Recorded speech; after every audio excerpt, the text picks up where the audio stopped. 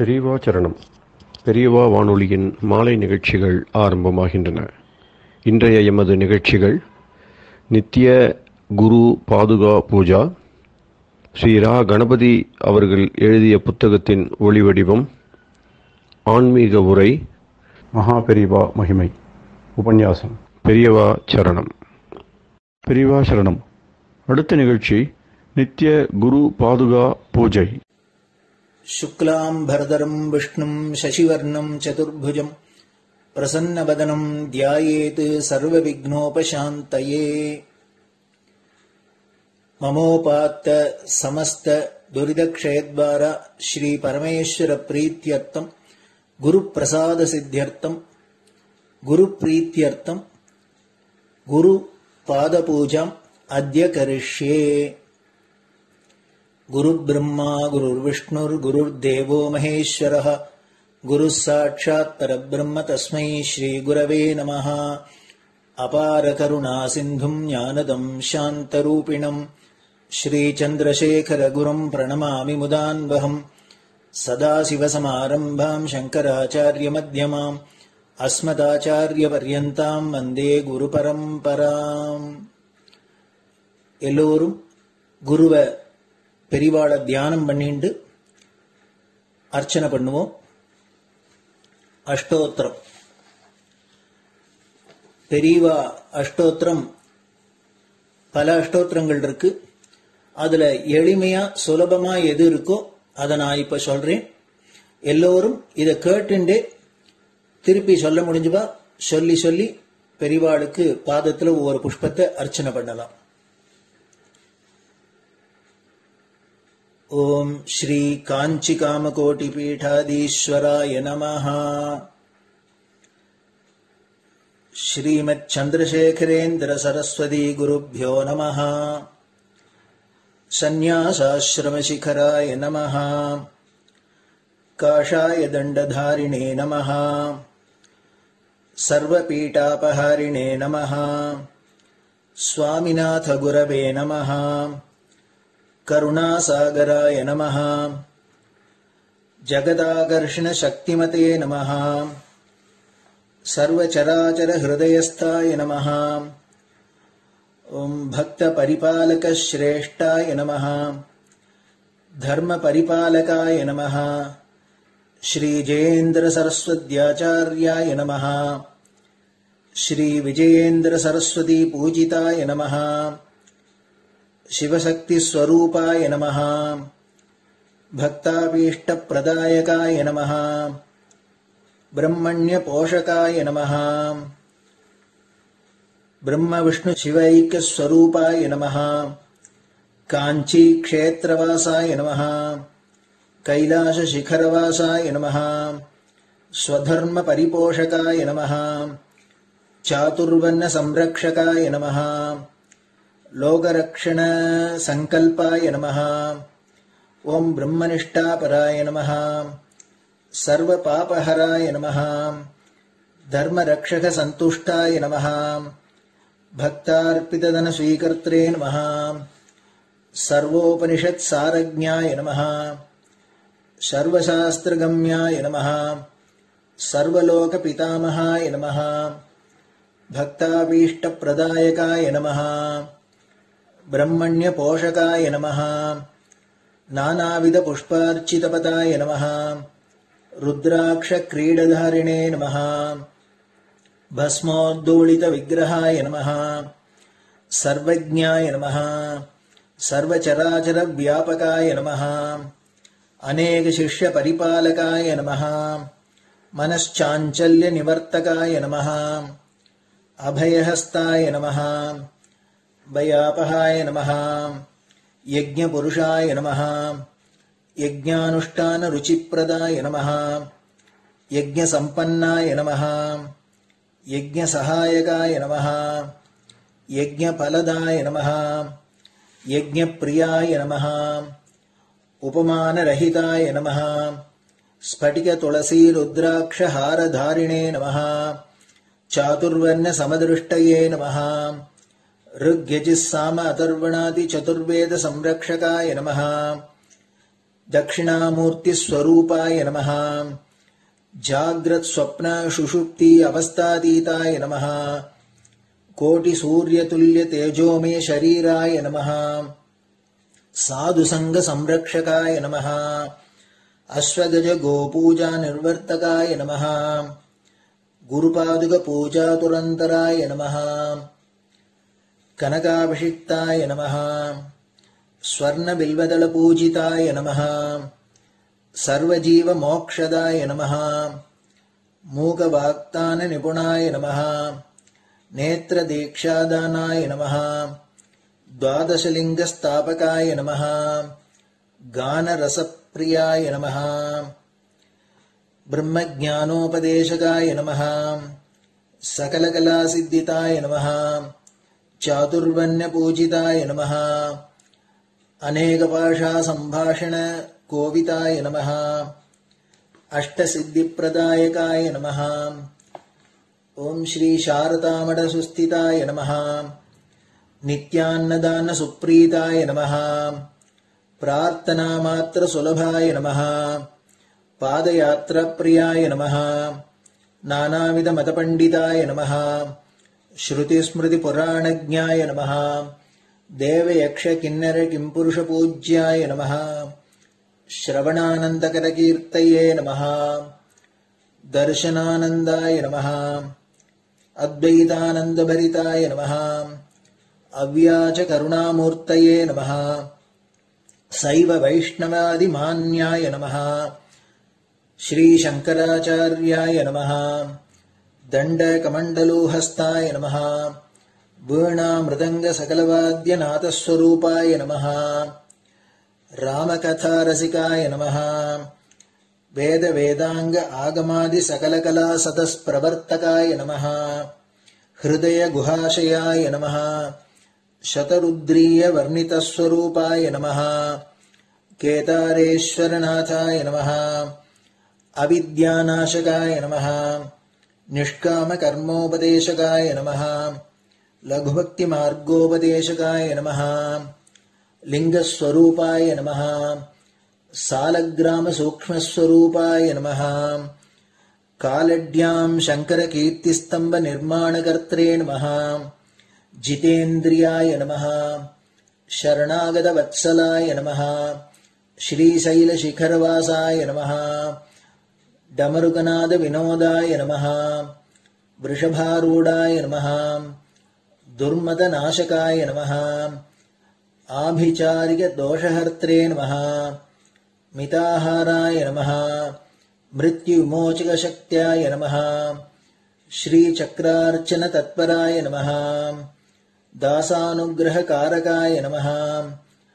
अनुराधा नक्षत्र जाताय नमः. सर्वलोक ख्यातशीलाय नमः. वेंकटेश्वर चरण पद्म षट्पदाय नमः. श्री महात्रिपुर सुंदरी समेत श्री चंद्रमौलीश्वर पूजा प्रियाय नमः. श्रीमच्चंद्रशेखरेन्द्र सरस्वती सद्गुरु परब्रह्मणे नमः. गुरुभ्यो नमः. परमगुरुभ्यो नमः. परमेष्टिगुरुभ्यो नमः. परात्परगुरुभ्यो नमः. गुरुपरम्पराभ्यां नमः. गुरुपादुकाभ्यां नमो नमः. அடுத்தது ஊதுபத்தி இருந்தா அதை காமிச்சு தூபம், நெய் தீபம் இருந்தா காமிச்சு அதை நெய் தீபம் தீபம் காமிச்சுட்டு நைவேத்தியம் நைவேத்தியம் வெத்தலைப்பாக்கு பழம் இதுலேருந்து ஆரம்பிச்சு அவளுக்கு எது சௌரியமோ அதுபடி நைவேத்தியம் பண்ணலாம். அதுக்கு அடுத்தது கற்பூர ஹாரத்தி பண்ணி எல்லோரும் பிரதட்சிண நமஸ்காரம் பண்ணி பெரியவாள்கிட்ட பிரார்த்தனை பண்ணிண்டு எல்லோரும் க்ஷேமமா இருக்கணும், லோகம் பரம மங்களமா சௌக்கியமா இருக்கணும், எல்லோரும் வியாதி வெக்க இல்லாத ஆயுராரோக்கிய ஐஸ்வர்யத்தோட சாந்தம் அமைதியோட ஞான வைராக்கியத்தோட எல்லோரும் நல்லவர்களாயிருந்து நன்மையை அடையணும்னு பிரார்த்தனை பண்ணி இந்த பூஜையை தினம் செய்யலாம். குரு பிரம்மா குரு விஷ்ணுர் குரு தேவோ மகேஸ்வரः गुरुः साक्षात् परब्रह्म तस्मै श्रीगुरवे नमः। अपारकरुणासिन्धुम् ज्ञानदम् शान्तरूपिणम् श्रीचन्द्रशेखरगुरुम् प्रणमामि मुदान्वहम्। सदाशिवसमारम्भाम् शङ्कराचार्यमध्यमाम् अस्मदाचार्यपर्यन्ताम् वन्दे गुरुपरम्पराम्. குரு பாதபூஜை நிறைவடைஞ்சது. பெரியவா சரணம். பெரியவா சரணம். பெரியவா வானொலியில் நேயர்கள் அடுத்து கேட்க இருப்பது ஸ்ரீ ரா கணபதி அவர்கள் எழுதிய புத்தகத்தின் ஒளி வடிவம். அளிப்பவர் ஸ்ரீமதி உமா சங்கர் அவர்கள். தேனினும் இனிய சொல்லான் தீச்சுடர் மேனி கொண்டான் ஊனுயிர்க்குயிரதான ஒன்றினைக் கலந்து நின்றான் ஏனினிக் கவலை நெஞ்சே இன்றுனக் அருள் செய்தான் இஞ்ஞானவான் காமகோட்டி நாதனை நம்புவோமே. ஜெய ஜெய சங்கர, ஹரஹர சங்கர. மகாபெரிவாளின் உபன்யாசங்களை ரா கணபதி அண்ணா தெய்வத்தின் குரல் என்ற பெயரில் 7 பாகங்களாக தொகுத்து அளித்ததின் 6ஆம் பாகத்தின் அடுத்த பகுதி சௌந்தர்ய லகரி. பல நிலைகளில் சிவசக்திகள் அடுத்த பகுதி. அதோடு அவளுடைய குழந்தையாகவும் அவர் இருப்பதாக சொல்லலாம். எப்படி என்றால், திரையாணாம் தேவானாம் திரிகுண ஜனிதானாம் தவ சிவே என்று ஆச்சாரியால் சொல்கிறார். சிவா என்ற பெயரை அர்த்த புஷ்டியோடு போட்டிருக்கிறார். சிவம் சதுர்த்தம் என்று மாண்டூக்கியம் சொல்கிறது. திரிகுணங்களுக்கு மேலேயுள்ள துரியம் என்ற பிரம்மநிலைதான் சதுர்த்தம். சிவமாக உள்ள போது அது காரியமில்லாத பிரம்மம், சிவாவாக உள்ள போது காரிய பிரம்மம். சிவம் திரிகுணங்களில் பட்டுக்கொள்ளாது.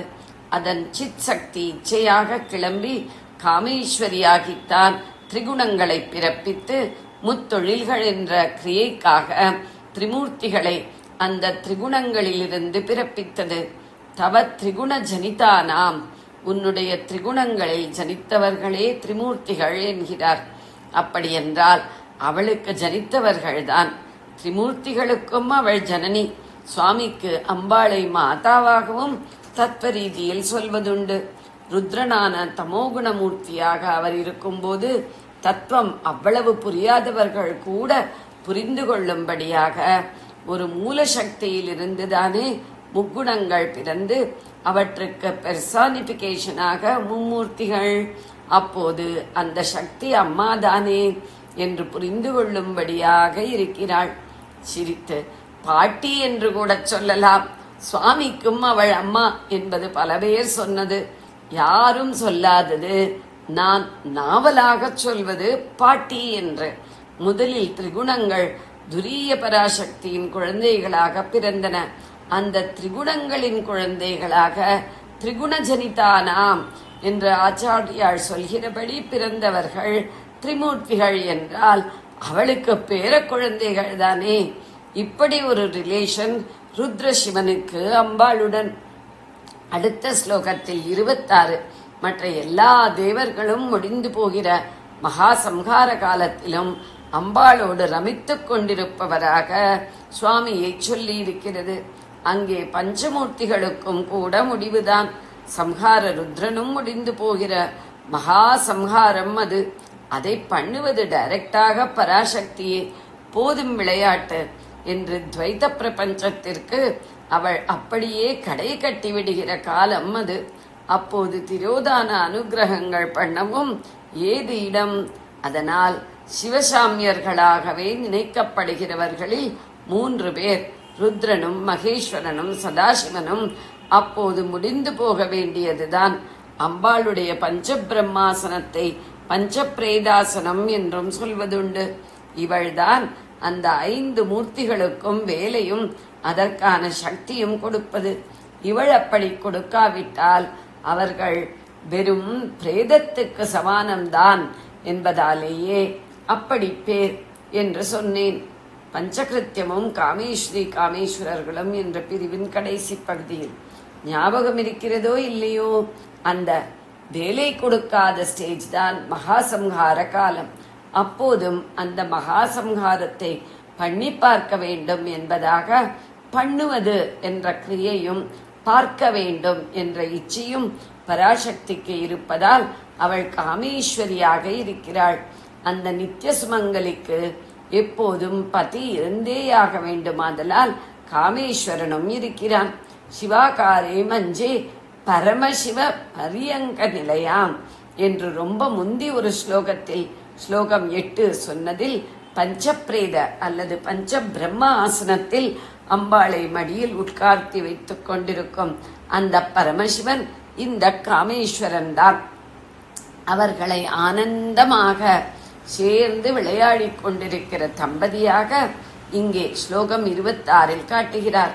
சம்ஹாரத்திலே என்ன ஆனந்தம் என்றால், வெளியிலே அது கோரமாக தெரிந்தாலும் வாஸ்தவத்திலே அவர்கள் தங்கள் குழந்தைகளான சகல ஜீவகோட்டிகளையும் கர்ம பாதையிலிருந்து விடுவித்து தங்களுக்குள்ளே இழுத்து வைத்துக் கொள்கிற காரியம்தானே. அந்த ஆனந்தம்தான் ஒன்று தோன்றுகிறது. இங்கே மகா சம்ஹாரே அஸ்மின் விஹரதி சதி த்வத் பதி ரசௌஹோ. மகா சம்ஹார காலத்தில் உன் பதி விஹரணம் பண்ணுகிறார் என்று போட்டிருக்கிறார். விஹரணம் என்றால் விளையாடி சந்தோஷப்படுவது, கூடி கழிப்பது என்ற அர்த்தத்தில் இத்தனை நாழி சொன்னேன். அது மட்டுமில்லாமல் அந்த வார்த்தைக்கே சம்ஹாரம் என்றும் அர்த்தம் உண்டு. ஹரணம், அபஹரணம், சம்ஹரணம், விஹரணம், அபஹாரம், சம்ஹாரம், விஹாரம் என்ற எல்லா வார்த்தைகளையுமே பொதுவாக நாம் சம்ஹாரம் என்று சொல்கிற வார்த்தைக்கு பதிலாக போடலாம். அப்படி இங்கே காமேஸ்வரன் மட்டுமே காமேஸ்வரியை சேர்த்து கொள்ளாமல் அவன் மட்டுமே மகா சம்ஹாரம் செய்கிறான் என்பதைத்தான் த்வத்பதிஹி விஹரதி என்று சொல்லி இருக்கிறார் என்று கூட ஒரு அர்த்தம் பண்ணலாமோ என்று தோன்றுகிறது. அம்பாளோடு கூட சேர்ந்து அவன் சம்ஹார விளையாட்டு செய்கிறான் என்றோ, அல்லது சம்ஹாரத்தின் பிரஸ்தாபம் இல்லாமல் அவன் பாட்டுக்கு பத்னியோடு ரமித்து விளையாடுகிறான் என்றோ காட்ட ஸ்லோகத்தில் வார்த்தை இல்லை. அந்த மகாசம்ஹாரத்தின் போது இந்த உன் பதி விகரணம் பண்ணுகிறான் என்று மட்டும் தான் வாக்கியம் இருக்கிறது. மகாசம்ஹாரே அஸ்மின்ன விஹரதி சதி த்வத் பதிரசௌ. அதனால் அவனேதான் அந்த சம்ஹாரத்தை பண்ணுகிறான் என்று அர்த்தம் பண்ணிக்கொள்ள நன்றாக இடம் கொடுக்கிறது. இப்படி எதற்கு அர்த்தம் பண்ணுகிறேன் என்றால், சிரித்து அம்பாளுக்கு பரிந்து கொண்டுதான், அவளுக்கு நல்ல பேர் வாங்கி வைப்பதற்குத்தான். வெளிப்பார்வைக்கு கோர கிருத்தியமாக தெரியும் மகாசம்ஹாரத்தை அவள் பண்ணவில்லை, திட்டம் அவளுடையதுதான் என்றாலும் எக்ஸிகியூஷன் அதுதானே குரூரமாக தெரிகிறது. அது அந்த தாயாருடையதில்லை. சிருஷ்டியில் இதுவரை அந்த ராணிக்கு உப்புக்கு சப்பாணி ராஜாவாகவே இருந்திருக்கும் காமேஸ்வரன் இப்போது சிருஷ்டியை முடிக்கும் போது மட்டும் நன்றாக அதிகாரம் பெற்று அவன்தான் அதை பண்ணுவது என்று காட்டி அவளுக்கு நல்ல பேர் வாங்கி வைப்பதற்குத்தான் இப்படி அர்த்தம் பண்ணினேன். எனக்கு லலிதா சகஸ்ரநாமத்தின் சப்போர்ட்டே இருக்கிறது. அதனால் யாரும் இவர் என்ன இஷ்டப்படி அர்த்தம் பண்ணுவது என்று கேட்க முடியாது. சகஸ்ரநாமத்தில் என்ன இருக்கிறது?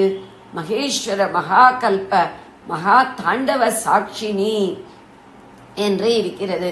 மகாகல்ப மகா தாண்டவம் என்பதை அத்தனை கல்பகாலங்களும் முடியும் பிரளயத்தின் போது மகேஸ்வரன் ஆடுகிற பெரிய ஆட்டம் என்றும் அர்த்தம் பண்ணலாம். அல்லது மகேஸ்வரனால் மகத்தான முறையில் கல்பனை பண்ணப்பட்ட மகா பெரிய பிரளய கூத்து என்றும் அர்த்தம் பண்ணலாம். கல்பனை கற்பனை என்றால் நாம் நினைக்கிறபடி வெறும் இட்டுக்கட்டல் இமேஜினேஷன் என்று அர்த்தமில்லை. நன்றாக திட்டம் போட்டு காரியமாக பண்ணுவதும் கல்பனை தான். அப்படி மகேஸ்வரனே தான் மகா பிரளயத்தை பண்ணுகிறான் என்று அர்த்தம் சொல்லலாம். இங்கே மகேஸ்வரன் என்றால் திரோதான மூர்த்தி என்று அர்த்தமில்லை. இந்த சந்தர்ப்பத்தில் அந்த அர்த்தம் கொஞ்சம் கூட பொருந்தாது. மகிமை வாய்ந்த ஆளும் பிரபுவாக இருப்பவன் என்பதே இங்கே மகேஸ்வரனுக்கு அர்த்தம். இப்படி அவன் மாத்திரமே மகா பிரளயத்தில் விகரணம் பண்ண அம்பாள் வெறுமனே அதை பார்த்து கொண்டு மட்டும் சாட்சியாயிருக்கிறாள் என்பதுதான் மகேஸ்வர மகாகல்ப மகா தாண்டவ சாட்சினிக்கு அர்த்தம். ஆக இது ஒரு ரொம்ப வினோதமான, பொதுவாக சொல்வதற்கு நேர்மாறான ரிலேஷன் அம்பாளுக்கும் ஈஸ்வரனுக்கும் இடையில். பொதுவாக சொல்வதென்ன, அவள்தான் காரியம் பண்ணுபவள், சிவன் சாட்சி மாத்திரமாக பார்த்து கொண்டிருக்கும் ஆத்மஸ்வரூபம் என்பதுதான். இங்கேயோ அவன்தான் காரிய சக்தியாக மகாசம்ஹாரம் செய்ய அவள் சாட்சியாயிருக்கிறாள். முத்தொழிலில் வருவதான ருத்ரன் செய்யும் சம்ஹாரத்திற்கு மேலே அந்த ருத்ரனும் சம்ஹாரம் செய்யப்படும் மகா சம்ஹார சமாச்சாரம் இப்படி இருக்கிறது என்றால், ஐந்தொழில் பஞ்சகிருத்தியம் என்று ஒன்று பார்த்தோமே, அது விஷயமாகவும் இதே போல சுவாமிதான் காரிய சக்தி, அம்பாள் சாட்சி மாத்திரமே என்று சிதம்பரத்தில் சைவ கஷேத்திரங்களிலேயே முதலாவதாக உள்ள மகா கஷேத்திரத்தில் பண்ணி இருக்கிறது. பஞ்சகிருத்திய பரமானந்த தாண்டவம் என்பதாக 5 தொழில்களையுமே நடராஜா தான் அங்கே பண்ணுகிறார். ராஜா என்றால் அதிகாரமுள்ள அசல் சாவரின் ராஜாவாகவே அவர் அங்கே ஒரே கூத்து அடித்து அமர்க்களப்படுத்திக் கொண்டிருக்க, பராசக்தி தன்னுடைய சக்தியையெல்லாம் அடக்கிக் கொண்டு பரமசாந்தையாக இருக்கிற இடமே தெரியாமல் இருப்பாள். ஐயா ஐயா என்று அங்கே எஜமானருக்குத்தான் விசேஷமெல்லாம். எதிர்வெட்டாக அம்மா அம்மா என்று அவளுக்கே முதலில் பூஜை நெய்வேத்தியம் அவர் பேக்ரவுண்டில் என்று மதுரையில் இருக்கிறது. ஒரு கிரகத்தில் புருஷன் வைத்தது சட்டமா அல்லது பெண்டாட்டிதான் நாட்டாண்மையா என்று கேட்பதற்கு சிதம்பரமா மதுரையா என்றே கேட்பதுண்டு. சௌந்தர்ய லகரியில் அம்பாள் சுவாமிகளின் பலவித ரிலேஷன் சொல்லிக் கொண்டிருந்தேன். அதிலே பொது அபிப்பிராயத்திற்கு வித்தியாசமாக சுவாமியே மகாசம்ஹார கிருத்தியம் செய்ய அவள் பார்த்து கொண்டு அவர் ஆக்டர் அவள் ஸ்பெக்டேட்டர் என்றும் ஒரு ரிலேஷன் துவனிக்கிற மாதிரி இந்த ஸ்லோகத்தில் வார்த்தை விழுந்திருக்கிறது. மகாசம்ஹாரேஸ்மின் விஹரதி சதி த்வத் பதிரசௌ. இன்னோரிடத்தில் அம்பாளை விஹரசி என்கிறார்.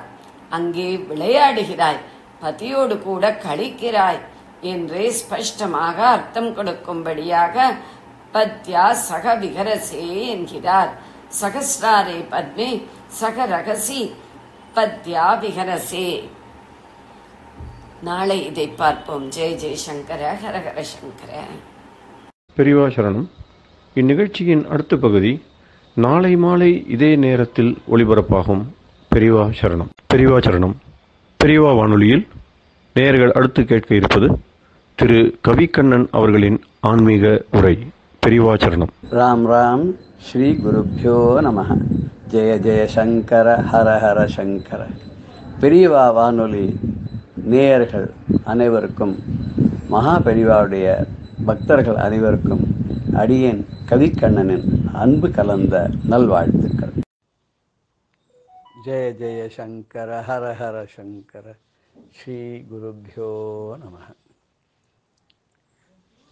கடந்த 52 வாரங்களாக குருவருளும் திருவருளும் என்ற தலைப்பிலே பல மகான்களுடைய சரித்திரத்திலிருந்து சில நிகழ்வுகளை எல்லாம் நான் உங்களுடன் பகிர்ந்து கொண்டேன். குருவருள் இருந்தால் திருவருள் தானே நமக்கு கிடைக்கும் என்பதை அந்த மகான்களுடைய சரித்திரத்தில் நடந்த சில நிகழ்வுகளிலிருந்து ஒரு சிலவற்றை நாம் பார்த்தோம். அந்த குருவருடைய மகிமையை பற்றி ஒரு சிறு கீர்த்தனையோட இந்த முடிவுரையை நான் உங்களுக்கு வழங்குகிறேன். குருவருளே நமக்கு திருவருளாம், நம் குருவருளே நமக்கு திருவருளாம். நம் குறைகள் களைந்து கவலைகள் போக்கிடும் குருவருளே நமக்கு திருவருளாம். நம் குறைகள் களைந்து கவலைகள் போக்கிடும் குருவருளே நமக்கு திருவருளாம். குருவருள் இருந்திட திருவருள் சேருமே குருவருள் இருந்திட திருவருள் சேருமே குருவும் திருவும் உறுதுணையாகுமே குருவும் திருவும் உறுதுணையாகுமே குருவருளே நமக்கு திருவருளம் நம் குறைகள் களைந்து கவலைகள் போக்கிடும் குருவருளே நமக்கு திருவருளம் மருளினை விலக்கி மதியினை துலக்கி மருளினை விலக்கி மதியினை துலக்கி இருளினை போக்கி இன்னல்கள் நீக்கி இருளினை போக்கி இன்னல்கள் நீக்கி அருளினை பொழிந்து அன்பினை ஊட்டும் அருளினை பொழிந்து அன்பினை ஊட்டும் பொருளினை விளக்கி பேருண்மை காட்டும் அருளினை பொழிந்து அன்பினை ஊட்டும் பொருளினை விளக்கி பேருண்மை காட்டும் குருவருளே நமக்கு திருவருளம் நம் குறைகள் களைந்து கவலைகள் போக்கிடும் குருவருளே நமக்கு திருவருளம். இப்படி குருவருள் நமக்கு கிடைச்சுடுத்தோன்னா அதுவே திருவருளாக மாறிடும். குருவருளும் திருவருளும் சேர்ந்து நமக்கு ஒரு அழியாத வரப்பிரசாதமாக அருள்மழையை பொழியுங்கிறது இந்த பாடல்லேருந்து நம்ம தெரிஞ்சுட்டோம். நம்முடைய மாயையை விளக்கும், அறிவினை தூண்டும், இருளை அஞ்ஞான இருளை போக்கும், வர துன்பங்களை எல்லாம் நீக்கிவிடும், அருள் மழையை பொழிந்து நமக்கு அன்பினை ஊட்டி மெய்ப்பொருளை விளக்கக்கூடிய பேருண்மையை நமக்கு காட்டக்கூடியது குருவருளும் திருவருளும் அப்படிங்கிறதாக நம்ம இந்த கீர்த்தனையிலேருந்து நம்ம பார்த்தோம். இதுக்காக நம்ம குரு சிஷ்யனுடைய லட்சணங்களை பார்த்தோம். குரு எப்படி இருக்கணும்? அந்த குரு ரொம்ப தாராளமானவராகவும் எல்லாம் அறிந்தவராகவும் சிஷ்யனை நேசிக்கிறவராகவும் ஒரு பெற்றோர்களுக்கு சமமாக நடந்து கொள்பவராகவும் அந்த சிஷ்யனுடைய முன்னேற்றத்தில் ஈடுபாடு உடையவராகவும் தன்னை சிஷ்யன் மிஞ்சினாலும் சந்தோஷப்படக்கூடியவனாக இருக்கணும்னு பார்த்தோம். குரு மாதிரி சிஷ்யனும் தானும் ஒரு குருவாகிறதுக்கு அவர்கிட்ட எவ்வளோ கற்றுக்க முடியுமோ கற்றுக்கணும். அவருக்கு பணிவிடை செய்யணும், அவர்கிட்ட அன்பாக பழகணும், ஒரு பிள்ளை மாதிரி நடந்துக்கணும், முகம் கோணாது நடந்துக்கணும். அவர் ஃப்ரீயாக இருக்கிற சமயத்தில் அவர்கிட்ட கேட்க வேண்டியதை பணிவோடு கேட்டு அவர்கிட்ட எல்லாத்தையும் கற்றுக்கணும். கர்வமே கூடாது. குருவை விட தனக்கு தான் எல்லாம் தெரியும் அப்படிங்கிற எண்ணம்லாம் வரக்கூடாது. இப்படி ஒரு சிஷ்யன் இருக்கணும் அப்படிங்கிறதையும் நம்ம பார்த்தோம். அதோடு இல்லாத நிறைய புராணங்கள்லேருந்து, இதிகாசத்துலேருந்து, உபனிஷத்துலேருந்து, சரித்திரங்கள்லேருந்துலாம் பல பல சான்றுகள்லாம் எடுத்து நம்ம பார்த்தோம். ஆதி குருவான தட்சிணாமூர்த்தி சங்கரன் சிவபெருமானே தட்சிணாமூர்த்தியாக இருந்து 4 உபதேசம் பண்ணது. அவரே பிறகு ஆதிசங்கராக 4 உபதேசம் பண்ணினது. அவரே சிவபெருமானை நாயன்மார்களில் சிறந்தவர்களான 4 பேருக்கும் அப்பர், சுந்தரர், மாணிக்க வாசகர், சம்பந்தர் 4 உபதேசம் பண்ண அதெல்லாம் நம்ம பார்த்தோம். அதுக்கப்புறம் நிறைய ஆச்சாரிய சீலர்களெல்லாம் பற்றி பார்த்தோம். உபனிஷத்துகளிலிருந்து பல பல ஆச்சாரியர்களையும் சிஷ்யர்களையும் பார்த்தோம். புராணங்கள், இதிகாசங்கள் ஒன்றொன்றுலேருந்து நம்ம பார்த்தோம். ரொம்ப ஆச்சரியமான பல நிகழ்வுகள்லாம் நமக்கு பார்க்கும்படியான சந்தர்ப்பம் நமக்கு கிடைச்சது. ஆனால் நான் உங்ககிட்ட பகிர்ந்து கொண்டது வெறும் கையளவு தான். கடலளவு இருக்கக்கூடிய அந்த குருவருளிலும் திருவருளிலிருந்தும் நான் ஒரு கையளவுக்கு தான் உங்களோட நான் பகிர்ந்துட்டேன். இதில் வந்து நம்ம தத்தாத்திரேயருடைய உபதேசங்கள்லாம் நம்ம தெரிஞ்சுக்கணும். எப்படி 24 குருமார்கள் தனக்கு அப்படின்றத அவர் வந்து யது மகாராஜாவுக்கு சொன்னதை பார்த்தோம். துருவனுக்கு, பிரகலாதனுக்கு, வால்மீகி முனிவருக்கு, தியாகராஜ சுவாமிகளுக்கெல்லாம் எப்படி நாரதர் உபதேசம் பண்ணார்னு பார்த்தோம். குரு சுராஜானந்தாவை தேடிண்டு அவருடைய ஆசானான தத்தானந்தர் எப்படி வந்தாருங்கிறத பார்த்தோம். என்னோட குருநாதரான டாக்டர் முல்லைவாசல் கிருஷ்ணமூர்த்தி சாஸ்திரிகள் மகாமகோபாத்தியாயா அவருடைய குணாதிசயங்களை பற்றி கொஞ்சம் நம்ம பார்த்தோம். புரந்ததாசருடைய சரித்திரம், அவர் எப்படி நாரதருடைய அவதாரம் என்றும் அவர் எப்படி வந்து மாறினார் குரு கட்டாட்சத்தினால அப்படின்றத பார்த்தோம். ராமன் கிருஷ்ணன்லாம் எப்படி வந்து குருவுக்கு மரியாதை கொடுத்து அவட்ட கத்துண்டா அப்படின்னு பார்த்தோம். ராமனும் கிருஷ்ணனும் பகவானுடைய அவதாரமாக இருந்தாலும் எல்லாமே தெரிந்தவர்களாக இருந்தால் கூட எப்படி அவளும் பவ்யமாக சிசூஷ பண்ணி குருவிட்டேருந்து கத்துண்டாங்கிறத பார்த்தோம். சாந்தேபினி முனிவர்கிட்டேருந்து கிருஷ்ணனும், வசிஷ்டர்கிட்டேருந்து அதே மாதிரி விஸ்வாமித்திரர்கிட்டேருந்து ராமன் கத்துன்றதையும் நம்ம பார்த்தோம். உபனிஷத் கதைகள்லாம் பார்த்தோம். ஜாபாலியனுடைய கதையை பார்த்தோம். அதுபோல் உபகோஷலன் அவருடைய கதையை பார்த்தோம்.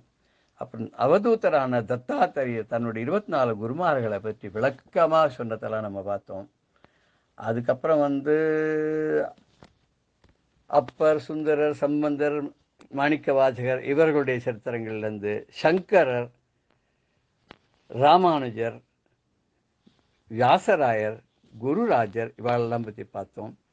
முருகன் எப்படி ஔவையாருக்கு, முத்துசாமி தீட்சிதருக்கு, அருணகிரிநாதருக்கு, குமரகுருபரருக்கு, பாம்பன் சுவாமிகளுக்கு, தேவராய சுவாமிகளுக்கெல்லாம் எப்படி அனுகிரகம் பண்ணான்னு பார்த்தோம். எப்படி நாமதேவர், சாரங்க தேவர் அவருடைய கதைகள்லேருந்து, புண்டரீகன்லேருந்து, பாண்டுரங்கன் மகிமையெல்லாம் கொஞ்சம் பார்த்தோம். சமர்த்த ராமதாசர் கதையிலேருந்து ரங்கநாத சுவாமி கோஸ்வாமி அவர் எப்படி நடந்துட்டார், சிஷ்யனா எப்படி நடந்து காமிச்சார் அப்படின்னு பார்த்தோம். ஜெகநாததாசருடைய சிஷ்யரான ஏகாநாதர் எப்படி குருக்கு சிசூஷ பண்ணுறதே முக்கியமான குறிக்கோளாக கொண்டிருந்தாங்கிறத பார்த்தோம்.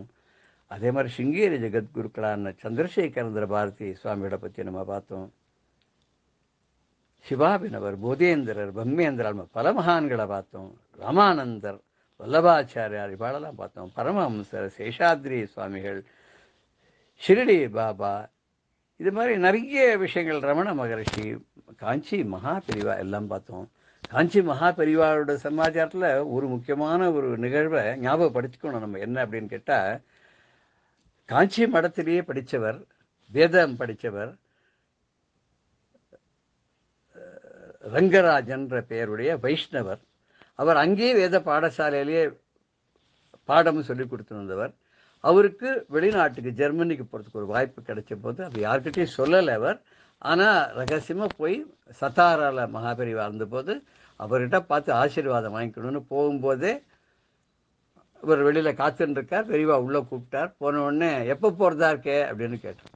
இவர் நினச்சுட்டார், எப்போ திரும்பி காஞ்சிபுரம் போவதா நினச்சிருக்கேன் அப்படின்னு சொன்னால், பெரியவா அனுகிரகம் பண்ணால் போகலான்னு இருக்கேன்னு சொன்ன உடனே அப்போ பெரியவாலே சொன்னாலாம், நீ வந்து இந்த காஞ்சி மடத்துக்கு சமமாக இன்னொரு பெரிய ஒரு இதில் வந்து சிம்மாசனாதிபதியாக இருந்து கால் மேலே கால் போட்டு அதிகாரம் பண்ணக்கூடிய பெரிய பட்டத்துக்கு பதவிக்கு வரக்கூடிய பாக்கியம் உனக்கு இருக்கும்போது நீ எதுக்கு கடல் தாண்டி போய் நம்ம கலாச்சாரத்தெல்லாம் விட்டுட்டு போய் ஜெர்மனியில் போய் சம்பாதிக்கணும்னு இருக்க.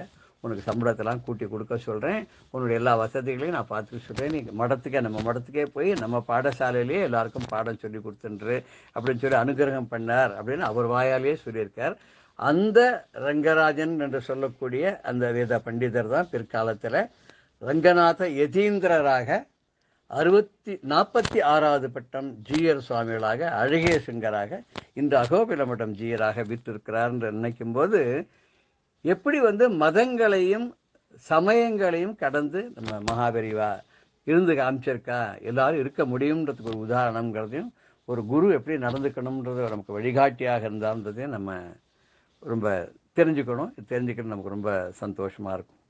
இப்படிப்பட்ட பல பெரிய மகான்கள்லாம் அவதாரம் பண்ணி நமக்கு எப்படி இருக்கணும்னு நடந்து காண்பிச்சு நமக்கு நல்வழியில் போவதற்கான வழிகளை வகுத்து கொடுத்து பாதைகளை வகுத்து கொடுத்தார்கள். அப்படிப்பட்ட பாரத பூமியில் நாமளும் பிறந்தோம், இருந்தோம், வளர்ந்தோம், வாழ்ந்தோம், அவருடைய அறிவுரைகள்னால பயன் அடைந்தோம் என்பது மிக மிக மிக மிக பெரிய பாக்கியம். இனிமே பிறவாதிருக்க வரம் வேண்டும் போது பிறந்தாலும் அந்த இறைவனை மறவாதிருக்க இந்த பாரத பூமியிலே பிறந்து மகான்களோடு நமக்கு உறவு இருந்து பல பல பல பல விஷயங்களை எல்லாம் மகான்கள் சொன்னபடி நாம் அவற்றை கற்றுக்கொண்டு அனுசரித்து வாழ்ந்து நாமும் உய்ந்து மற்றவர்களுக்கும் உதவியாக இருந்து நல்ல குணத்தோடு சிறந்து விளங்குவதற்கு இந்த குருமார்கள் எல்லோரும் நமக்கு ஆசி வழங்க வேண்டும் என்று கூறி கலியுகத்திலே கண்கண்ட தெய்வமாய் விளங்குகின்ற ஸ்ரீ காஞ்சி மகா பெரிவாளையும் என்னுடைய இஷ்ட தெய்வமான மந்திராலய மகான் ஸ்ரீ குருராஜர் அவர்களையும் வேண்டிக் கொண்டு உங்கள் அனைவருக்கும் மீண்டும் ஒரு முறை என்னுடைய நன்றியையும் அன்பையும் தெரிவித்துக் கொண்டு இந்த குருவருளும் திருவருளும் என்கிற இந்த தொடரை இன்றோடு நான் நிறைவு செய்கிறேன். இதில் குற்றம் குறைகள் இருப்பின் தயவு செய்து எல்லோரும் பொறுத்து கொள்ள வேண்டும். இதில் ஏதாவது ஒரு நல்ல விஷயங்களை நான் உங்களுடன் பகிர்ந்து கொண்டு இருந்தால் உங்களுக்கு அதனால் நன்மை பயக்கும் என்றால் எனக்கு மிகவும் சந்தோஷமாக இருக்கும். உங்கள் எல்லோருக்கும் என்னுடைய அன்பு.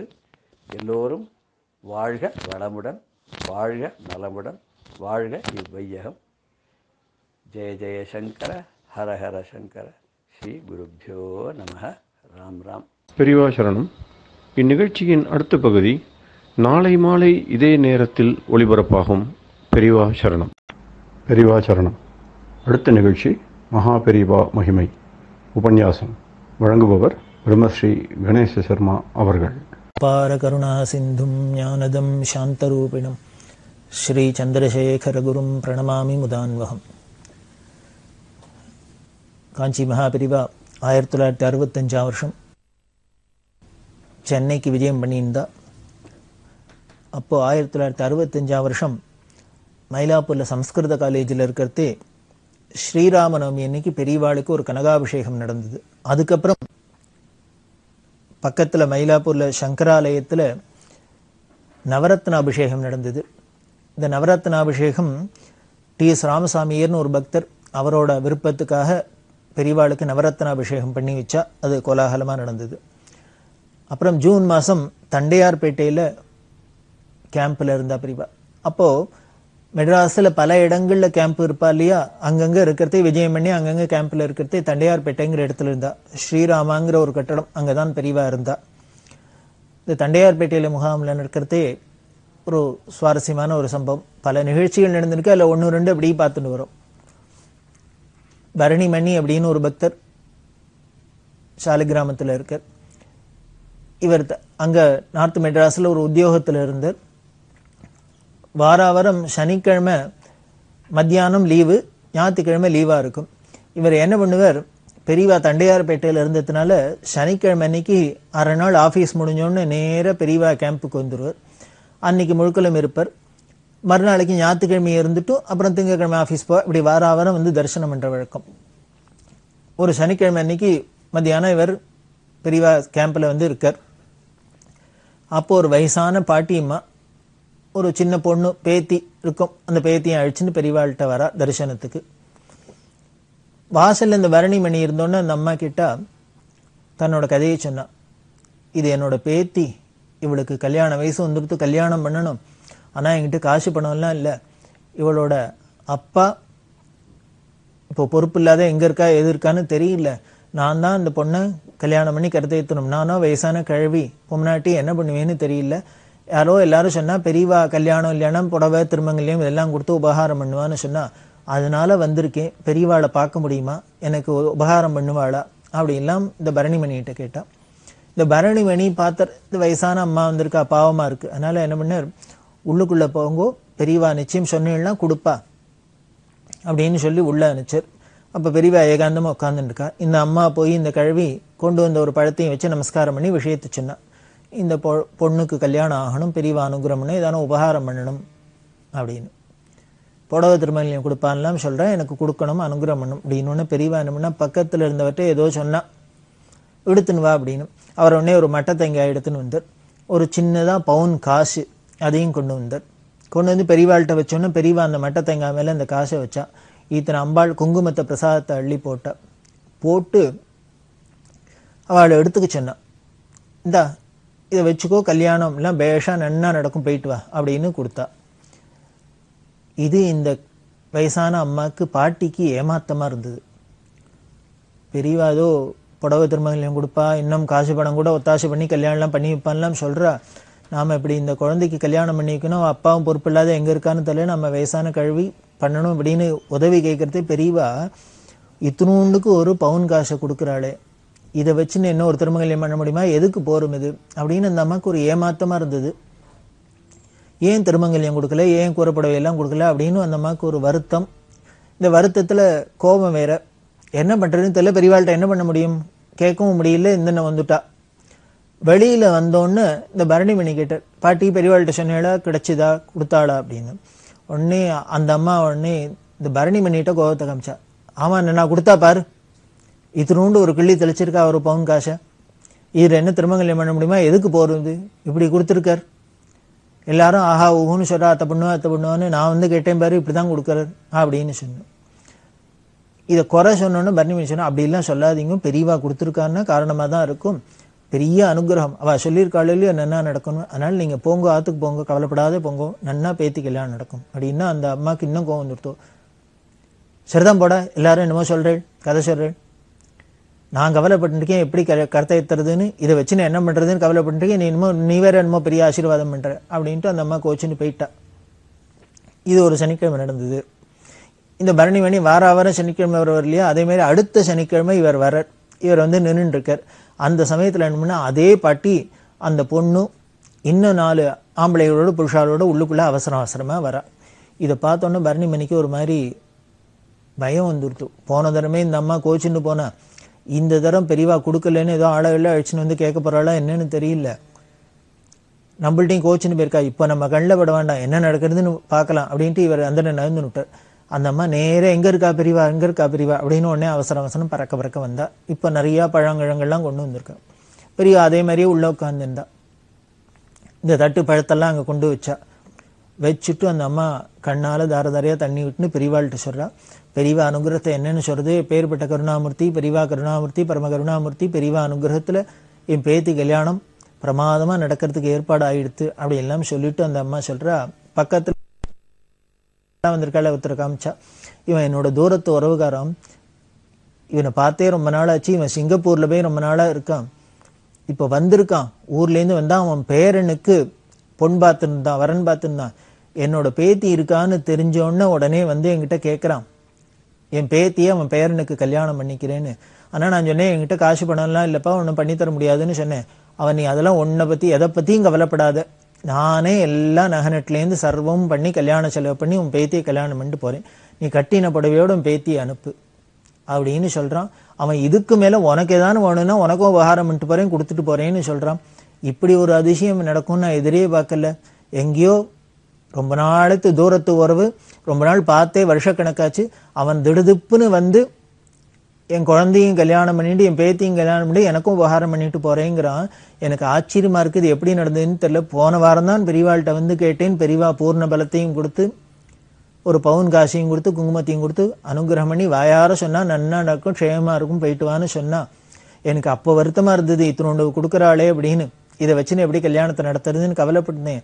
ஆனால் அப்புறம் தான் தெரியுது, இங்கே பெரியவாளை வந்து தரிசனம் பண்ணிட்டு போனதுக்கப்புறம் மறுநாள் வந்து இது மாதிரி சொல்கிறான். இப்படி ஒரு அதிசயம் நடக்கும்னு நான் எதிரிட்டு பார்க்கல. இந்த குழந்தை பெரியவா அனுகிரகத்தில் ரொம்ப நன்னா மோகமாக இருக்கணும், பெரியவா திருப்பி அனுகிரகம் பண்ணணும், இது பெரியவாளால் தான் நடக்கிறது, பெரியவா அனுகிரகம், அதனால தான் திருப்பி வந்து தரிசனம் பண்ணி சொல்லிட்டு போகணும்னு வந்தேன் அப்படின்னு கண்ணால் தாரையாக தண்ணி விட்டுன்னு பெரியவாள்கிட்ட சொல்லி பிரார்த்தனை பண்ணிட்டு நமஸ்காரம் பண்ணினா. இதை தள்ளி இருந்து பார்த்த பரணிமணிக்கு ஆச்சரியமாக இருந்தது. நல்ல வேளை இப்படி ஒரு அதிசயம் நடக்கிறது அப்படின்னு. உடனே இவர் என்ன பண்ண, வெளியில் வந்த அந்த அம்மா பெரியவாளை தரிசனம் மட்டும் இப்படி வெளியில் வரத்தே பரணிமணியை பார்த்தோன்னு, அப்பா வாடாப்பா உன்னை தான்ப்பா தேடிந்தேன், உன் வாய்க்கு தாண்டாப்பா சக்கரை போடணும், அன்னைக்கு நீ சொன்ன பெரியவா அனுகிரகம் பண்ணிட்டா கவலைப்படாதீங்க நன்னா நடக்கும்னு சொன்னேன், நான் உன்னை திருப்பி உன்னையும் கோச்சுட்டேன், ஆனால் இப்படி ஒரு அதிசயம் நடக்கும், இப்படி ஒரு அனுகிரகம் பெரியவா பண்ணுவான்னு நான் எதிர்பார்க்கலப்பா, எனக்கு தெரியாது, முன்ன பின்ன தெரியல, நான் பெரியவாளை புரிஞ்சிக்கல, உங்ககிட்ட தான் பார்த்து முதல்ல சொல்லணும்னு இருந்தேன், உங்ககிட்ட தான் பார்த்து சொல்லணும்னு இருந்தேன் அப்படின்னு சொல்லிட்டு அந்த அம்மா உணர்ச்சி வசப்பட்டு இந்த பரணிமணிகிட்டையும் சொன்னான். அந்த பரணிமணி ரொம்ப ஆச்சரியப்பட்டார், என்ன ஒரு வாரத்துக்குள்ளே இப்படி ஒரு டேர்னிங்கா அப்படின்னா, இதான் பெரியவா அனுகிரகம். பெரியவா ஏன் திருண்டு ஒரு பவுன் காசு தூக்கி வச்சா, இந்த அம்மா ஒரு ஏழை வந்து சொல்லியிருக்கா, உடனே ஒரு திருமங்கல்யத்தை கொடுக்காத, ஒரு புடவையை கொடுக்காத, ஒரு பூர்ண பலத்தை வச்சு அதில் ஏன் ஒரு 1/2 கிராம் 1 கிராம் காசை வச்சா அப்படின்னு இந்த பேத்திக்குத்தான் இந்த வாத்து கல்யாணத்துக்குத்தான் யாரோ வந்து எல்லாம் முழுக்க எல்லாம் பண்ணி கல்யாணம் பண்ணிக்க போறாரு. அதனால அனாவசியம் நம்மளும் இதெல்லாம் வேஸ்ட் பண்ணுவானேங்கிறதுக்காக பெரியவா அனுகிரகம் பண்ணா போல இருக்கு. பெரியவா என்ன பண்ணணும், துளி கிள்ளி கொடுத்தா கூட போறாதான்னு அது அட்சயமா வளருமே. அப்படி இல்லாம தான் பார்க்குறோம் இங்க. இது இந்த தண்டையார்பேட்டையில் இருக்கிறதே நடந்துதான். இது மாதிரி பல நிகழ்ச்சிகள் நடந்திருக்கு.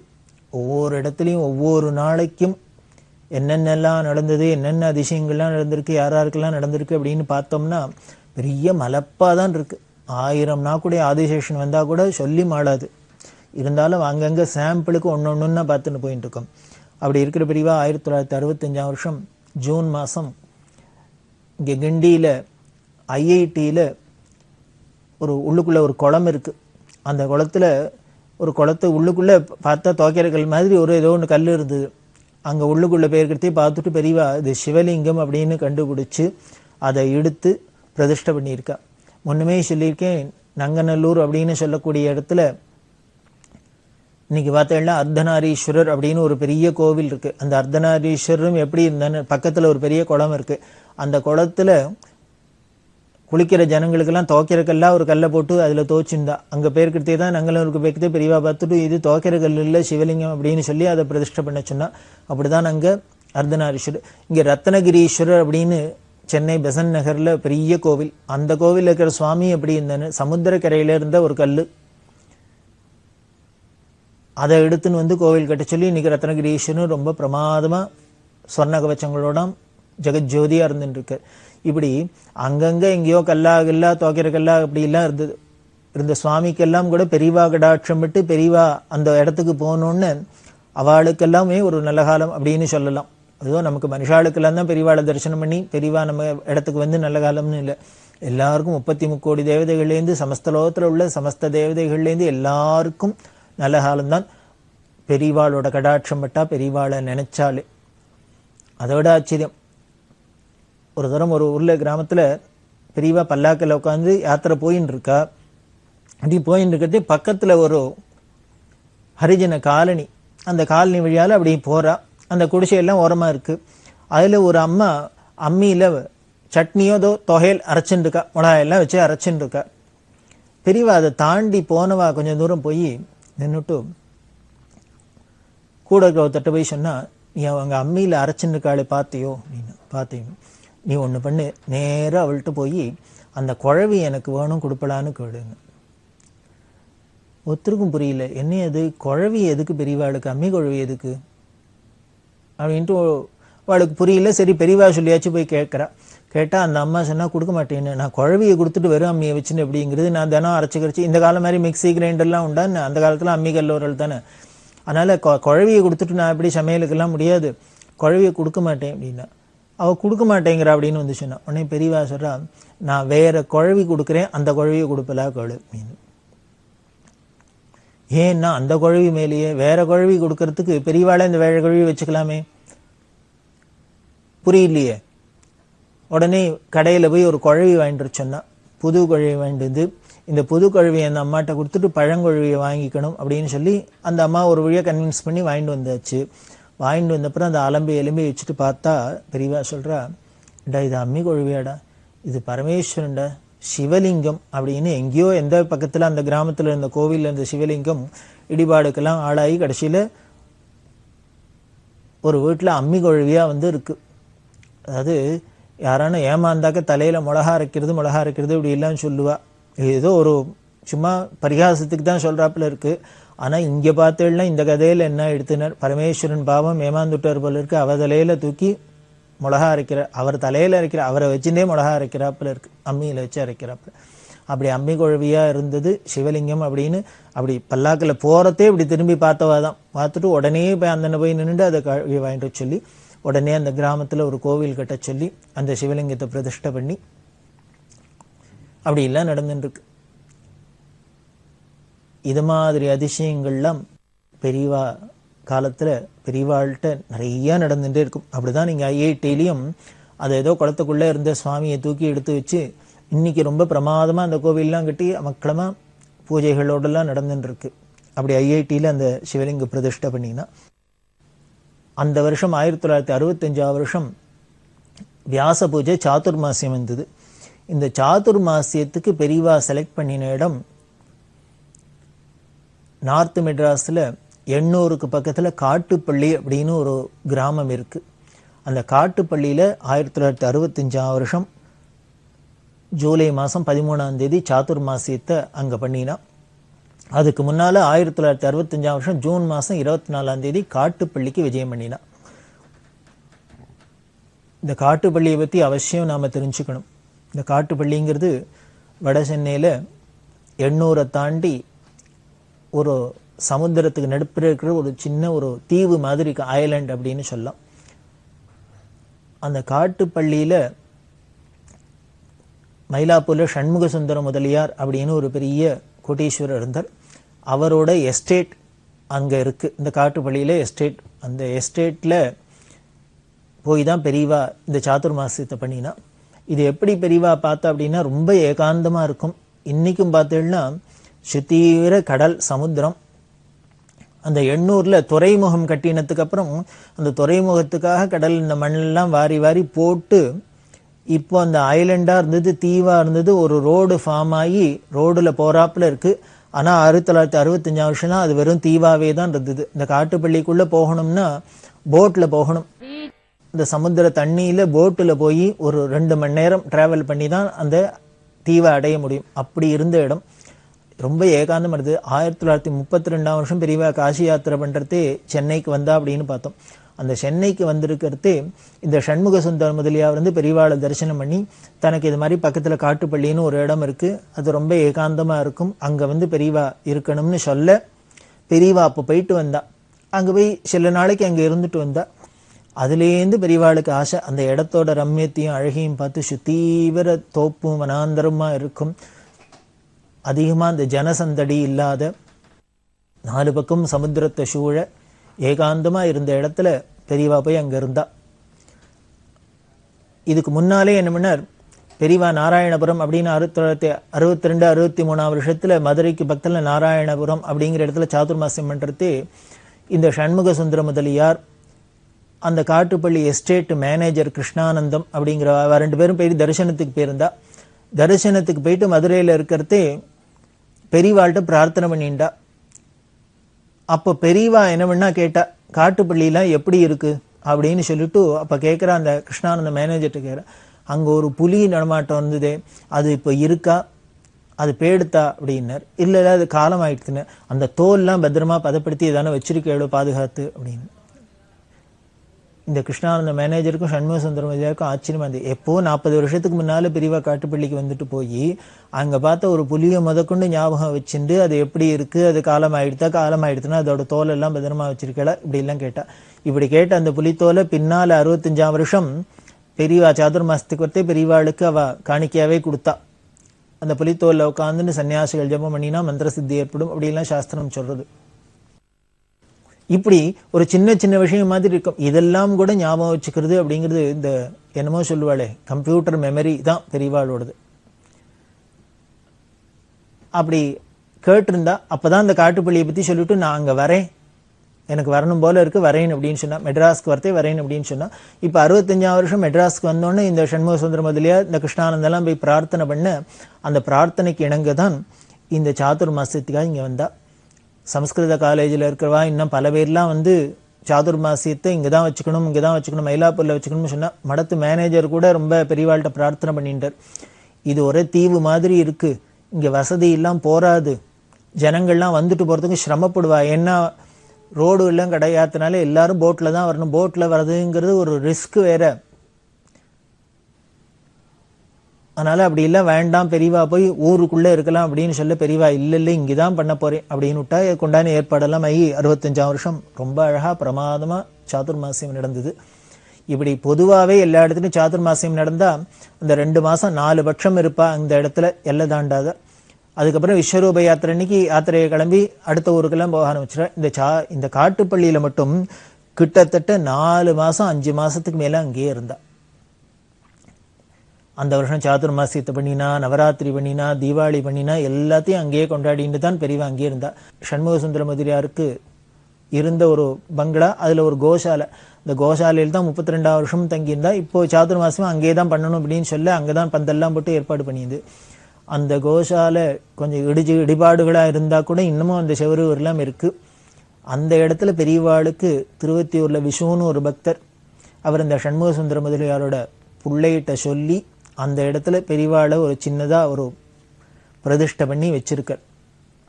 இப்போ ரோடெல்லாம் இருக்கிறதுனால காரையூரில் இதெல்லாம் போய் பார்க்கலாம். அவசியம் பார்க்க வேண்டிய இடம். அந்த ஒரு ஏகாந்தமும் அந்த சுத்தீவிர சமுத்திரமும் அந்த வனாந்திர பிரதேசமும் பெரியவா விரும்பி மாசக்கணக்கில் இருந்த இடம்னா அதோட சாநித்தியத்தை இன்னமும் இன்றைக்கும் அனுபவிக்கலாம் அப்படிங்கிறப்பல ஆனந்தமாக இருக்குது. பக்கத்தில் ஒரு சின்ன பிள்ளையார் கோவில், அதை பூஜை பண்ணுறதுக்கு இருக்கா. அந்த கிராமத்து ஜனங்கள் எல்லாம் இருக்கா. அந்த காட்டுப்பள்ளியில் தான் நடந்தது. இந்த காட்டுப்பள்ளியில் இருக்கிறதே பல நிகழ்ச்சிகள் நடந்திருக்கு. பெரியவா திருவத்தியூர்லேருந்து கிளம்ப போகிறா. கிளம்புனா இந்த சண்முக சுந்தர முதலியாரும் இந்த கிருஷ்ணானந்தம் இவெல்லாம் போய் பெரியவாளை அழிச்சுன்னு போகலாம் அப்படின்னா கிளம்ப முடியாத ஒரு அசந்தர்ப்பம் ஏற்பட்டுருத்து. அந்த காலனியில் பக்கத்தில் இருந்த யாரோ காலமாயிட்டா, அதனால் உடனே அன்னைக்கு போனேன்ட்டு அதுக்கப்புறம் வேற ஒரு நாள் பார்த்துட்டு தான் பெரியவா போனா.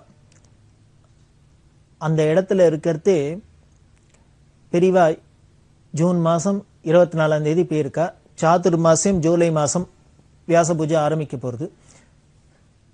இந்த வியாச பூஜைக்கு முன்னால் பெரியவா அங்கே போனோன்னு பெரியவா தான் மாட்டுக்கொட்டாயிலே தங்குறதா ஏற்பாடு ஆகிடுத்து.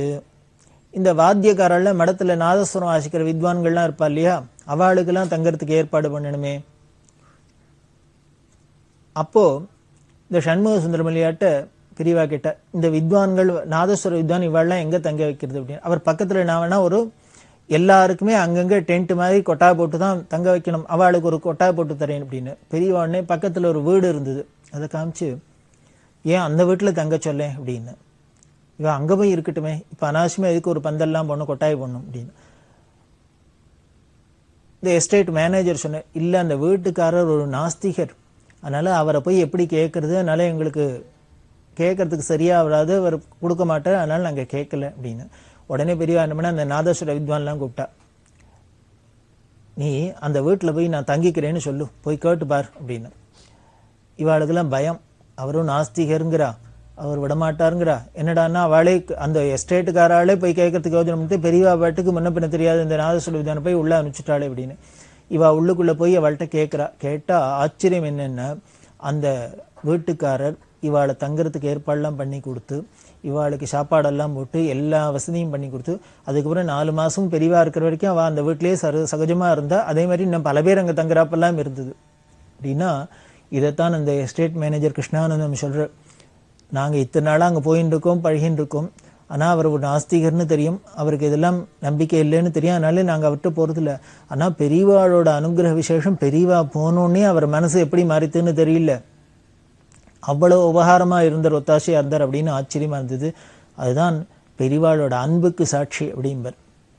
யாராக இருந்தாலும் நாம் பியூர் சுத்தமான அன்போடு பழகினோம்னா நம்மள்கிட்ட யாராலையும் நம்மள்கிட்ட விரோதமே பாராட்ட முடியாது. அவளும் அந்த அன்புக்கு அடிமையாயிடுவா, வசப்பட்டுருவா, அன்பு வயப்பட்டுருவா. அதுதான் அன்போட வலிமை. இதை இங்கே பிரத்யட்சமாக காட்டுப்பள்ளியில் தெரிஞ்சுது. இது மாதிரி பல விஷயங்கள் அந்த காட்டுப்பள்ளியில் நடக்கிறது. இந்த கிருஷ்ணானந்தன் சொல்லுவார், அவரோட சம்சாரத்துக்கு தீராத வயிற்று வலியாக இருந்தது, என்னெல்லாமோ வைத்தியம் பண்ணி பார்த்தும் சரியாக வரல. பெரியவாட்ட கேட்டால் பெரியவா என்ன பண்ணா, சிஎம்சியில் போய் வேலூரில் போய் வைத்தியம் பண்ணி பாருன்னா அங்கே போயாச்சு, அதுவும் சரியாக வரல. அப்படி காட்டுப்பள்ளியில் இருக்கிறது இந்த சண்முக சுந்தரமலியா இந்த கிருஷ்ணானந்தத்தோட தெரிஞ்ச நண்பர் அஜீஸ்னு ஒரு இஸ்லாமியர், அவர் பெரியவாளை பற்றி கேள்விப்பட்டு பெரியவாளை தரிசனம் பண்ணோம்னர். எதுக்காகன்னா அவருக்கு தீராத வயிற்று வலி, அதனால பெரியவா தரிசனம் பண்ணால் அது சரியாப்படும் அப்படின்னு பெரியவாள்கிட்ட வர பெரியவா அவருக்கு அனுகிரகம் பண்ணினா, அவரோட பேசிந்து எல்லாம் விசாரிச்சுட்டு அனுகிரகம் பண்ணினா சில நாட்களில் அவரோட வயிற்று வலி தேர்ந்து போயிடுது. இதை பார்த்த கிருஷ்ணானந்தத்துக்கு ஆச்சரியம். உடனே அவர் என்ன பண்ண, என்னோட சம்சாரத்துக்கு இது மாதிரி தானே இருக்குது, அதனால பெரியவா அனுகிரகம் பண்ணணும் அப்படின்னு சொல்ல பெரியவா அந்த அம்மாவை அழிச்சுன்னு இங்கே வந்து இருக்க சொல்லி சந்திரமௌலீஸ்வரோட அபிஷேக தீர்த்தத்தால் இன்னொரு அம்மா விட்டு அபிஷேகம் பண்ண சொல்லி அந்த குளிச்சாளில் அபிஷேகத்திட்ட மேலே விட்டதோ இல்லையோ தீராத வயிற்று வலி தீர்ந்து போயிடுது. அவர் சொல்லி ஆச்சரியப்படுற இப்படி பல வைத்தியம் பண்ணியும் தீராதது சந்திரமௌலீஸ்வரோட அபிஷேக தீர்த்தத்தை பெரியவா அந்த அம்மாவுக்கு தலையில ஊற்றி அபிஷேகம் பண்ண சொல்ல வயிற்று வலி தீர்ந்து போச்சு அப்படின்னு. இப்படி பல நிகழ்ச்சிகள் இந்த காட்டுப்பள்ளியில நடந்துட்டு இருக்கு. பெரியவா அங்க ஆனந்தமா இருந்துட்டு இருக்கா. இதை தொடர்ந்து நாம பார்க்க போறோம். பெரியவா சரணம். இந்நிகழ்ச்சியின் அடுத்த பகுதி நாளை மாலை இதே நேரத்தில் ஒளிபரப்பாகும். பெரியவா சரணம். பெரியவா சரணம். அடுத்த நிகழ்ச்சி திருவாசக இன்னிசை. வழங்குபவர் ஸ்ரீ சத்குருநாத தேசிகர் அவர்கள். பெரியவா சரணம். திருச்சிற்றம்பலம். காருண்யத்து இரங்கல் தரிக்கிலேன் காய வாழ்க்கை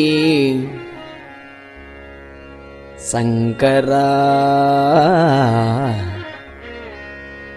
போற்றி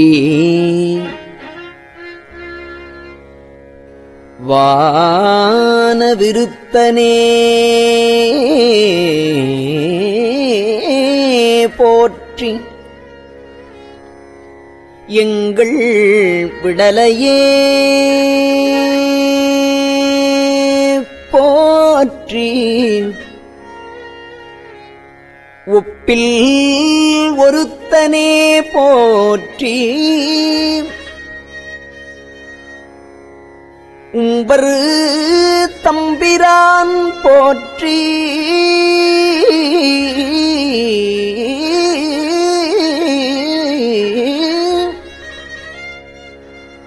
தில்லை நிறுத்தனே போற்றி எங்கள் நின்மலா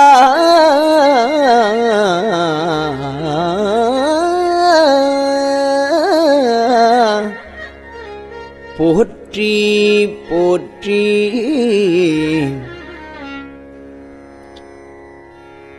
போற்றி ஓம் நமச்சிவாய. புயங்கனே மயங்குகின்றேன்.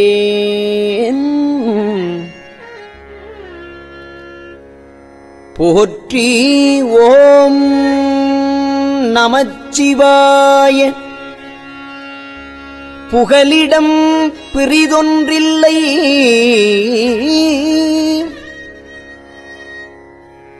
போற்றி ஓம் நமச்சிவாய.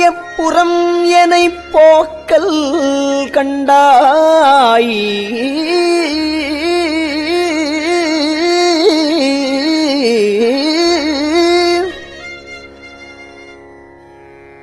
போற்றி ஓம் நமச்சிவாய. சயசய போற்றி போற்றி.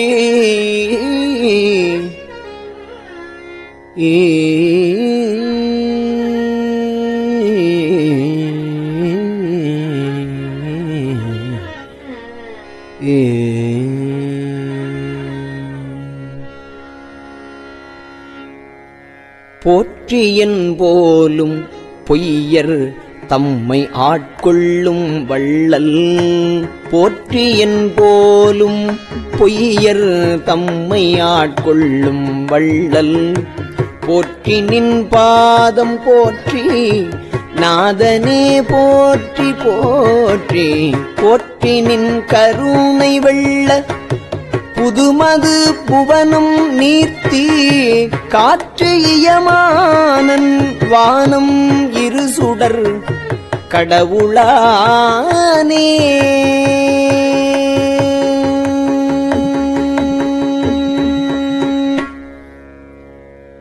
கடவுளே போற்றி. என்னை கண்டுகொண்டு அருளு போற்றி. விடவுளே உருக்கி என்னை ஆண்டிட வேண்டும் போற்றி.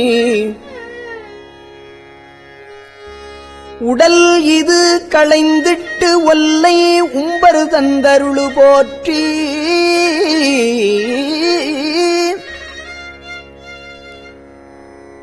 சடையுளே கங்கை வைத்த சங்கரா சங்கரா போற்றி போற்றி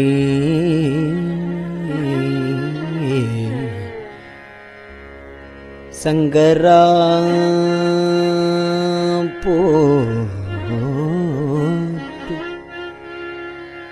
மற்றொரு சரணிலேன் போற்றி கோலப் பொங்கரா அல்குல் செவ்வாய் வெண்ணகைக் கரியவாட்கண்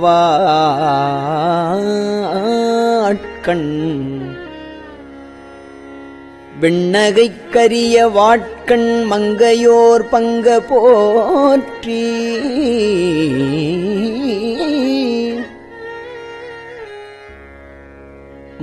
மால் விடை ஊர்தி போற்றி இங்கு இவ்வாழ்வு ஆற்றகில்லேன் எம்பிரான் இழித்திட்டேனே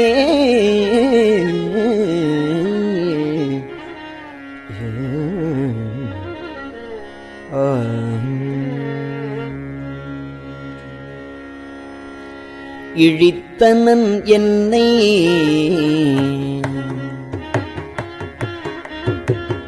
இழித்தனன் என்னை யானே எம்பிரான் போற்றி போற்றி பழித்திலேன் உன்னை என்னை ஆளுடை பாதம் போற்றி இழித்தனன் என்னை யானே எம்பிரான் போற்றி போற்றி பழித்திலேன் உன்னை என்னை ஆளுடை பாதம் போற்றி பிழைத்தவை பொறுக்கையெல்லாம் பெரியவர் கடமை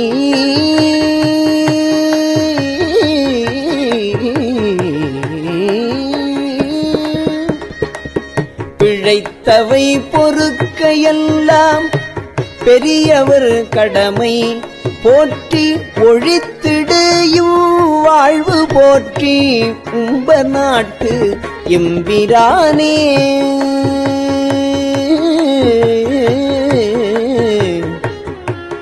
ஏ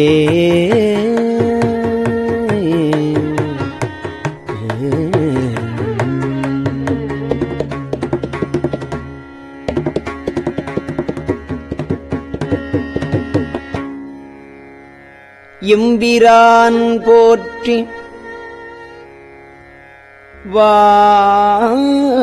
வானத்தவரவர் ஏறு போற்றி கும்பராறு மருங்குல் மங்கை கூற வெண்ணீர போற்றி செம்பிரான் போற்றி தில்லை திருச்சிற்றம்பலவ போற்றி உம்பரா போற்றி என்னை ஆளுடை ஒருவ போற்றி ஒருவனே போற்றி ஒப்பில் அப்பனே போற்றி வானோர் குருவனே போற்றி எங்கள் கோமளக் கொழுந்து போற்றி வருக என்று என்னை நின்பால் வாங்கிட வேண்டும் போற்றி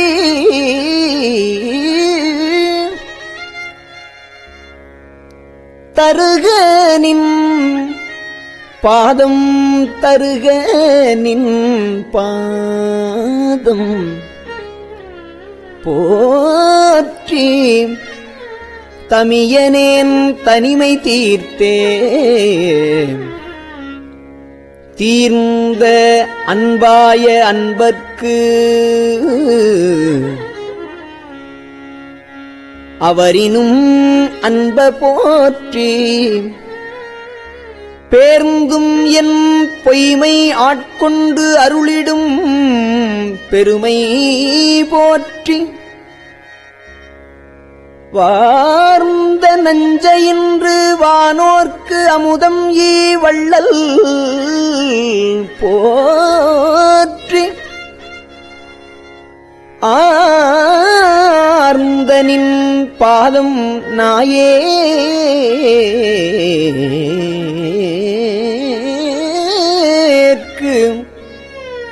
நாயேற்கு அருளிட வேண்டும்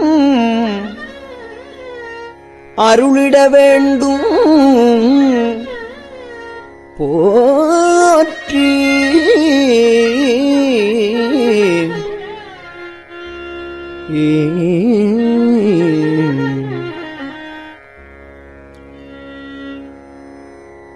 போற்றி இப்புவனம் நீர் தீ காலொடு வானமானாய் போற்றி இப்புவனம் நீர் தீக்காலோடு வானமானாய் போற்றிய உயிர்க்கும் தோற்றம் ஆகினி தோற்றம் இல்லாய் போற்றி எல்லா உயிர்க்கும் ஈராயிரின்மையானாய்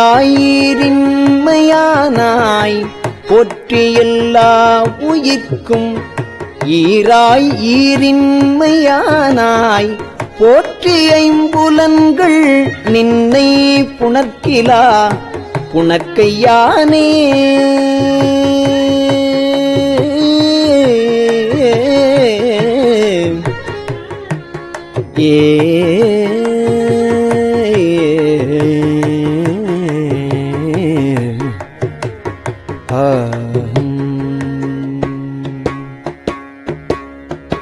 திருச்சிற்றம்பலம்.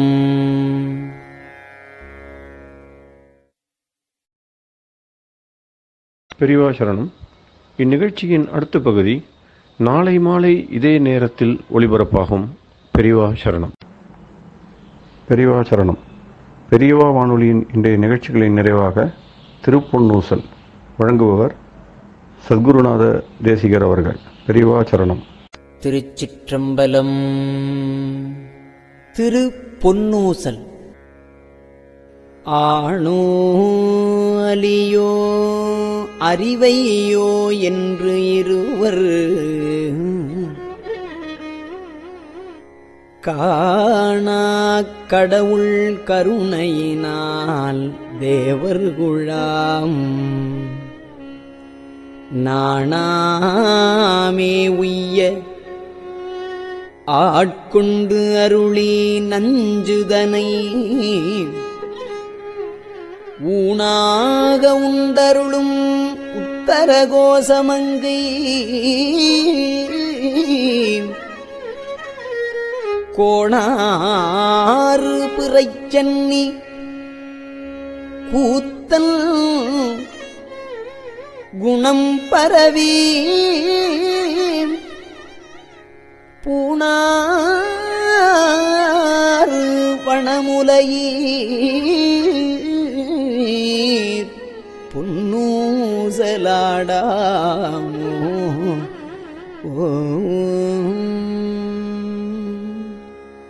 திருச்சிற்றம்பலம்.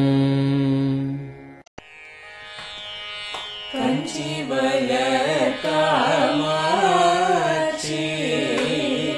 தன் குழந்தாய் சங்கரரே கஞ்சிவல காமாட்சி தன் குழந்தாய் சங்கரரே குரு சந்திரசேகரரே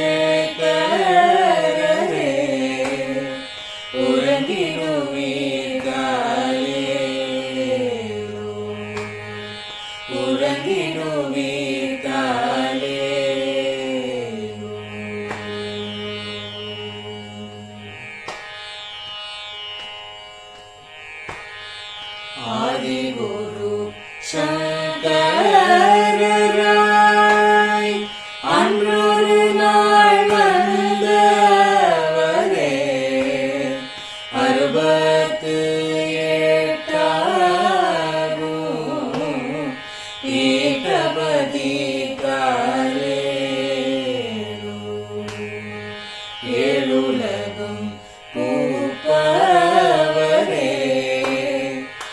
காப்பவரே கடப்பவரே எல்லோர்க்கும் அருள்பவரே உறங்கிடுவீர்த்தாரே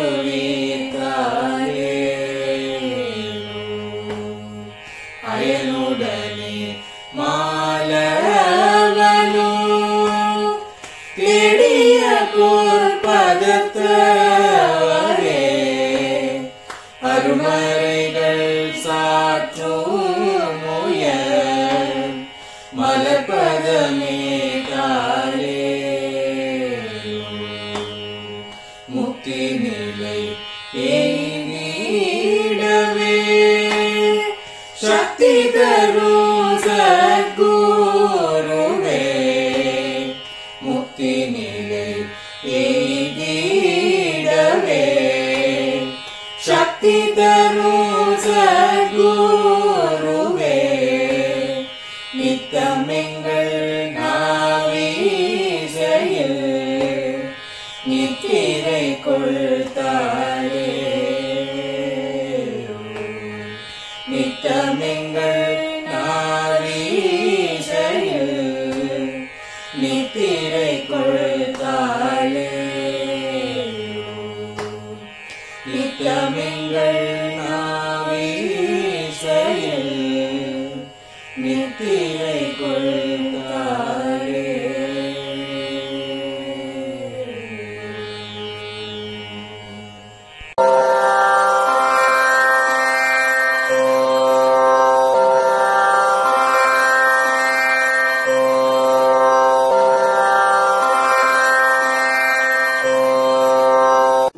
பெரியவா சரணம். பெரியவா வானொலியின் மாலை நிகழ்ச்சிகள் இத்துடன் நிறைவடைகின்றன. எமது அடுத்த ஒளிபரப்பு நாளை காலை இந்திய நேரப்படி 6 மணிக்கு துவங்கும். பெரியவா சரணம்.